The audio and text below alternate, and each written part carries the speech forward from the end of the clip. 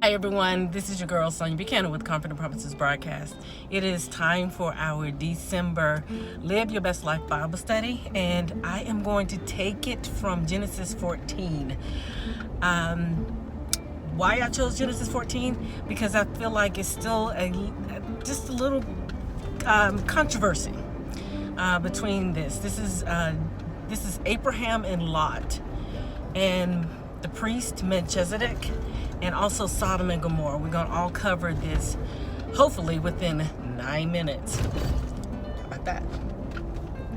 Okay, we're going to take it from Genesis 14, where it talks about Melchizedek, the priest Melchizedek. It's stated that Abraham sowed seed to the priest Melchizedek. And it also speaks of Melchizedek in Hebrew. I've been studying the entire book of Hebrew, and I stumbled over a portion where it talked about that Jesus is a priest forever in the order of Melchizedek. And so when I go back to Genesis 14, it talked about Abraham sowing seed to the priest of Melchizedek. In Hebrew, it talks about that the priest did not have any lineage. So to me, he was a representation of Jesus Christ. That was interesting. Also, the Bible talks about that Abraham sowed seed to the priest Melchizedek, who did not have any lineage, and it blessed his family 4 generations up into the son of Levi.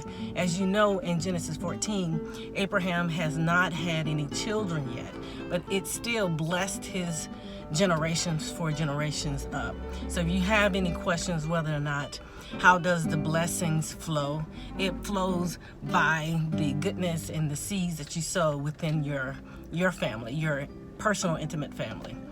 Well, why was Abraham sowing seed to Melchizedek? Well, let me tell you. In Genesis 14, it talks about the story of Lot and Abraham. As we know that Lot and Abraham separated because there was a strife that was happening within the family. They got too big. They were growing so immaculate that they got too big. So there was strife between their servants and Abraham's servants, Lot's servants and Abraham's servants. So they divided. So Lot decided to go to Sodom and Gomorrah, and he camped there. He lived there. But Lot did not live inside the gate of Sodom and Gomorrah. Him and his family camped outside of the city of Sodom and Gomorrah. So he stayed there trading within the community. Well, one particular night, Abraham received a notification that Lot and all the people of Sodom and Gomorrah was taken in captive by 4 kings who were evil. They took the entire city. They took everything. They plundered the city of Sodom and Gomorrah. They took Lot. In the Bible, when I looked up the name Lot, it says in the Hebrew, in the concordance, it says that the name Lot means righteousness, which makes sense. The Lot was living outside of the gate of Sodom and Gomorrah, and his name represents righteousness. It all makes sense. And Abraham, his name representing the father of faith. Well, Abraham received notification that Lot and the city of Sodom and Gomorrah was taken in captive by 4 kings. They decided to just come and plunder the entire land of Sodom and Gomorrah. And Lot gathered 318 of his men during the night, and they went and warred against the 4 kings. They won the battle. They took everything back. Sodom and Gomorrah, the king of Sodom and Gomorrah, the people, and his nephew Lot, and brought them back. Well, as Lot and the city and all the people from Sodom and Gomorrah was coming back home because of the victorious war by Abraham and his 318 men, the king Sodom said to Abraham, "You take the goods and I keep the people." It made me laugh because Sodom and Gomorrah, the king of Sodom, knew, oh, I'm protected by Lot being here. So he wanted the people to be there It was just funny when I read that. I said, he's smart.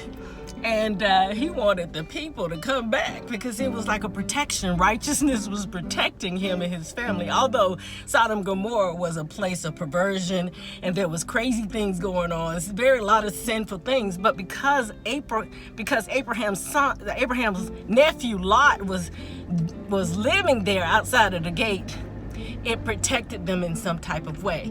But Abraham said to the king Sodom, he says, I don't want anything from you, not even a strap from sandals, unless you say you made Abraham rich. So he didn't take anything, but he gave Lot an option to leave, and Lot decided he wanted to stay outside of the gate of Sodom and Gomorrah. So if anybody questioning whether or not, people says, you live in a sinful life, God is going to bring... No, righteousness, because of the resurrection of Jesus Christ, righteousness now lives outside of the gate of people who have accepted Christ into their hearts. That is amazing. I hear a lot of times people speak of others when they're sinning. You're going to go straight to hell. Not if they've given their life to Christ and their heart is already turned towards the righteousness of the Lord.